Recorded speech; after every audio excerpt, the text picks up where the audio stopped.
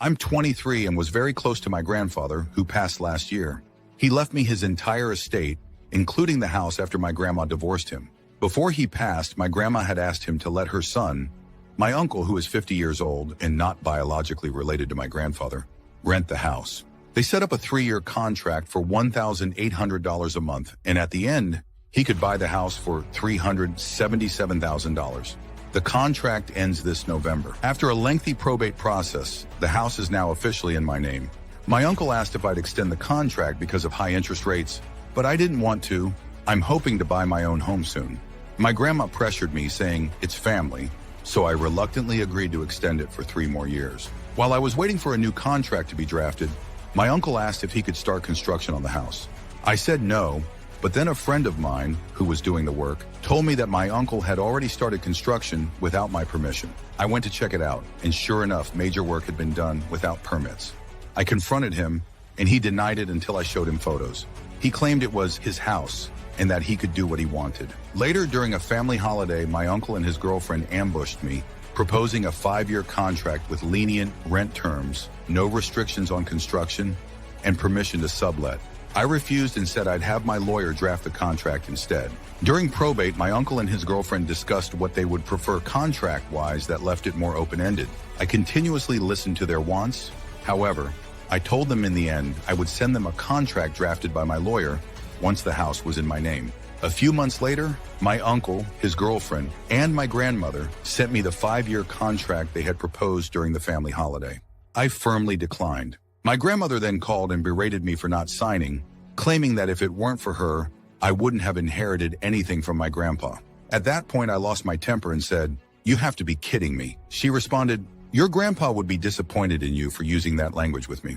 I replied, "Don't use my grandpa against me," and hung up. Since then, my grandma and uncle have cut me off. I had my lawyer draft a new contract, 3 years, no subletting, and a clause requiring my approval for construction. The rest of the original contract, from my grandpa, is the same. Now my uncle is saying he can only qualify for $350,000 instead of the $377,000 he owes, and my family is pressuring me to accept the lower offer, accusing me of forcing him out. Am I the jerk for refusing his contract, insisting he pay the full $377,000, sign my contract, or move out and standing my ground despite family pressure? Why is it that some people, like OP's grandmother, only say things like it's family when they're trying to take advantage of someone? But if those same relatives do something they don't like or goes against their interests, then there's suddenly a problem and they're the ones who feel like they have the right to get upset? And the really crazy part is that other relatives who aren't even a part of the issue to begin with will often side with the troublemakers, turn on the actual victim, and treat people like OP like they're the bad guy? Situations like this one never fail to leave me feeling mind-blown. I just don't get why other people have such a hard time realizing that family shouldn't tolerate it when family members try to screw each other over. I really don't. With that being said, excluding the OP, I'm going to say that everyone sucks here. But instead of leaving it at that, I'm also going to give OP's grandmother, his uncle, and his uncle's girlfriend a 5 on the AITA scale. All 3 of them knew perfectly well what they were doing when they tried to screw OP over. So to me, they're all equally to blame, but for different reasons. So, first up is OP's grandmother. In a way, I'd say that grandma here is the catalyst to everything, despite her son's mishandling of the situation being the reason why everything fell apart the way it did. After all, she was the one who pushed for OP's grandfather to let her son rent the house in question. And based on this, it's obvious she puts a lot of emphasis on family looking out for each other. However, it's also clear as day that she's willing to extend that level of consideration only towards certain people in the family. And in this particular situation, OP apparently isn't one of them. As for why that is, I honestly have no clue. But if I had to make a guess, then I'm thinking that OP being close to his grandfather, while his grandpa was alive, might have had something to do with it. Still, no matter what her relationship with her ex-husband was like, her lashing out at OP the way she did was completely out of line. Now on to OP's uncle, and while there's a lot I want to say about him, I'll try to keep things short. Basically, I think it's pathetic that this guy, who is 50 years old by the way, would try to cheat his nephew out of the house, which was something OP's grandfather left to him. While his grandfather was alive, OP's uncle had no choice but to stick with the terms written on the original contract. But when it comes to the OP, things couldn't be any more different. To me, it seems like his uncle doesn't respect him at all, at least not when it comes to OP's wishes about the house, because so far his uncle has tried to undermine him at every turn. As for the OP, I'm giving him a 0.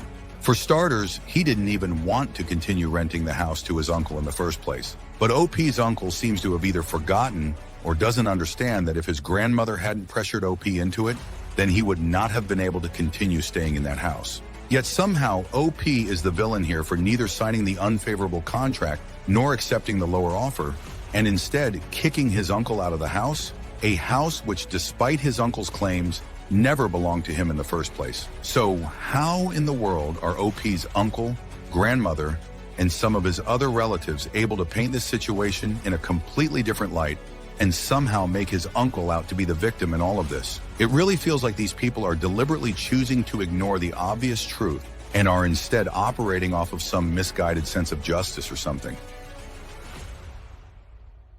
My brother and his family came for a visit last month. My kids and I play with Lego, and we have fun leaving little dioramas around my house. Just silly stuff like a fight between Iron Man and Darth Vader on the Loot Llama. It's just our way of leaving Easter eggs around the house. My nephew really liked them and decided to take a few home. When we noticed they were missing, I asked my brother to bring them back.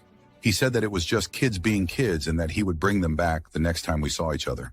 I saw him for coffee and I reminded him beforehand that I wanted all our stuff back. He forgot to bring the toys. Okay, game on. We went over to his place for a barbecue. I told my kids that unless all our stuff was returned to us when we got there, literally anything in the house was fair game. Like the godless barbarians they are, they went to town. When we left, I don't think there were any remotes, small electronics, or beer mugs left at his house. I actually had to sneak the dog back into my brother's house before we left. I started getting calls on our way home. I ignored them. When I got home, I returned his calls. He said a bunch of stuff was missing from his house.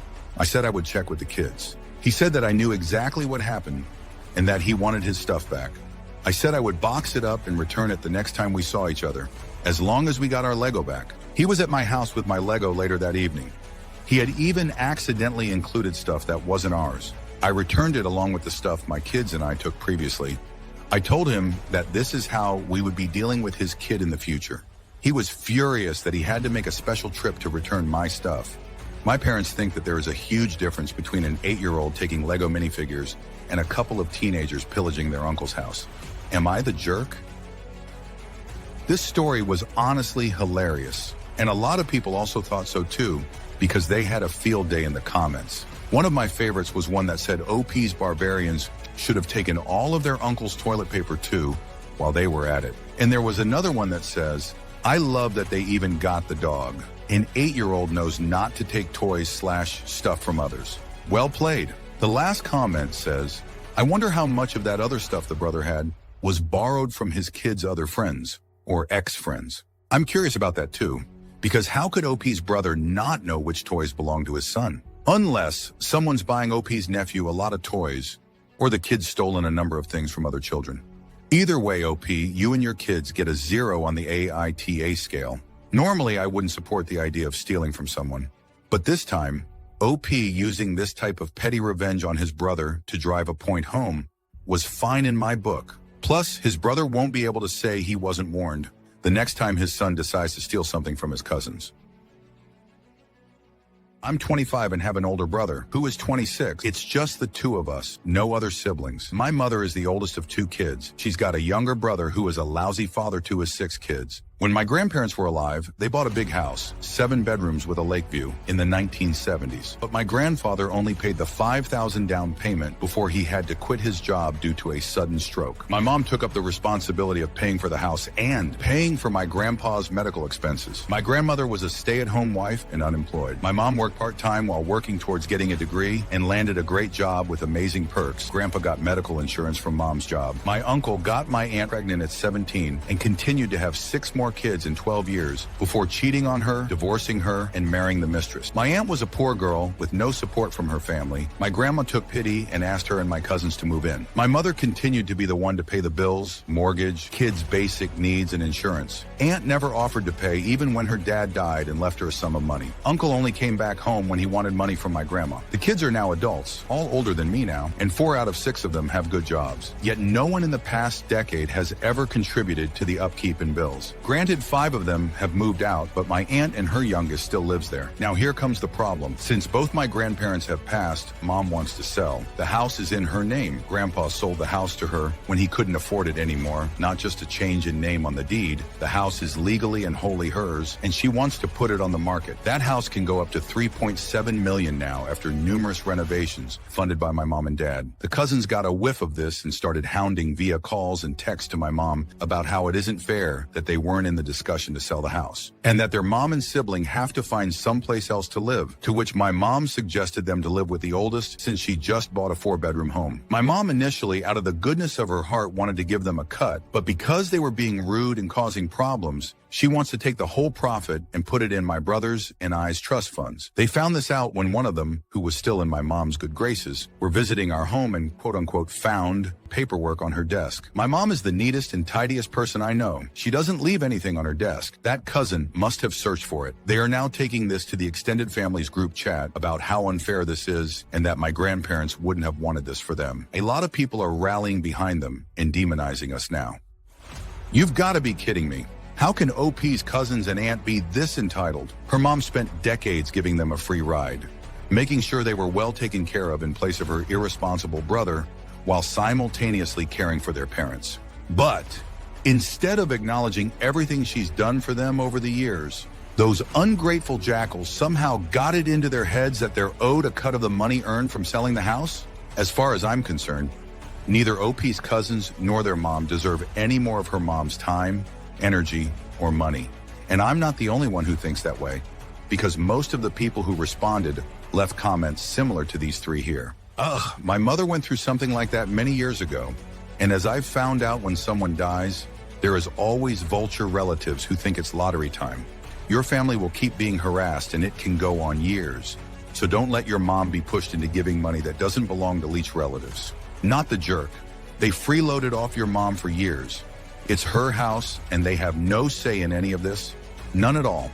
Ignore them, block them, sell the house, and move on. Just because they are related to you by blood does not make them family. They are a bunch of entitled brats. And the last one says, not the jerk. He sold it to her. That's that. It's hers. If your grandparents have other money to be inherited, some sort of split is probably reasonable. Straight to the 6 kids and bypassing your uncle, in my opinion.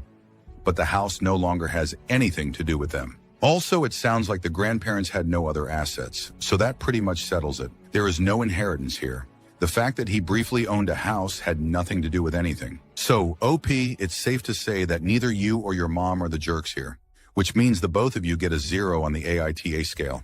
Your cousins and aunt, on the other hand, get a 4, because they're as shameless as they could possibly get without things taking an even more drastic turn.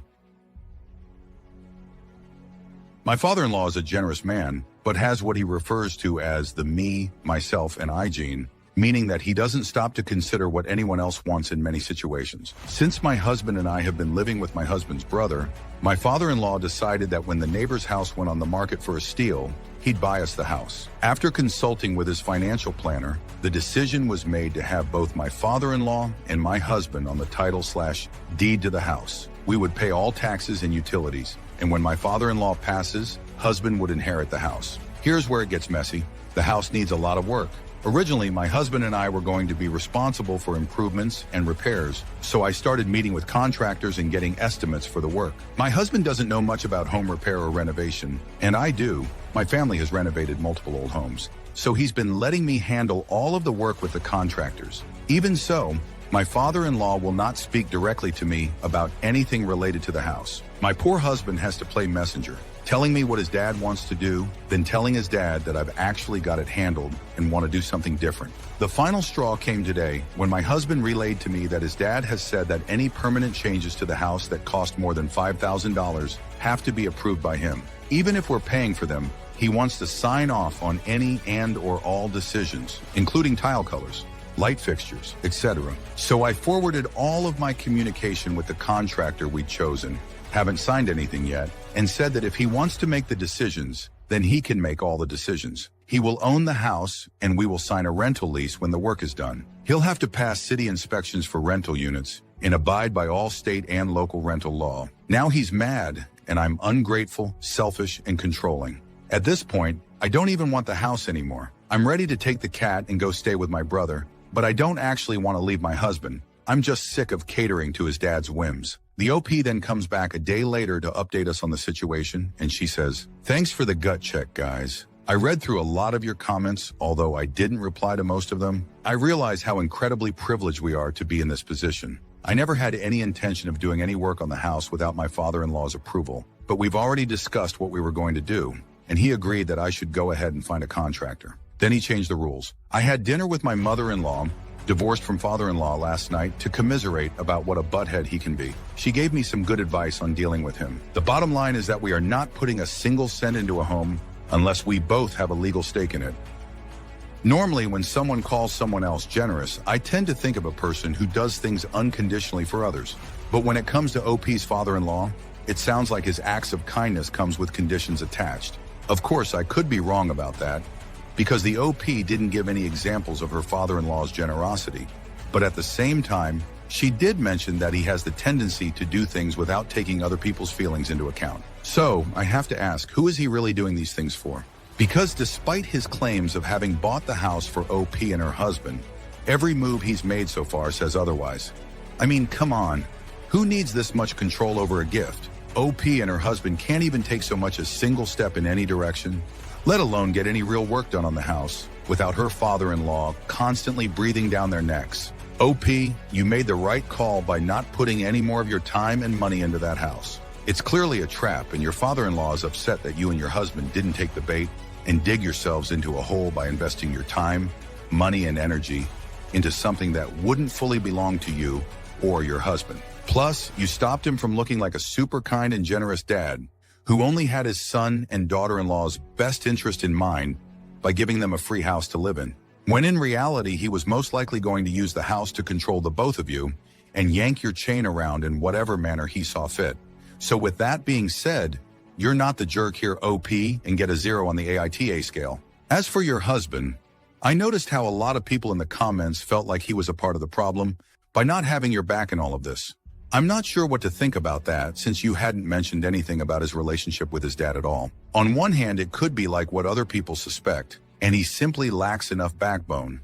But on the other, with how overbearing your father-in-law seems to be, your husband might have been conditioned to just let his dad have his way, instead of getting into pointless arguments that in his eyes would go nowhere.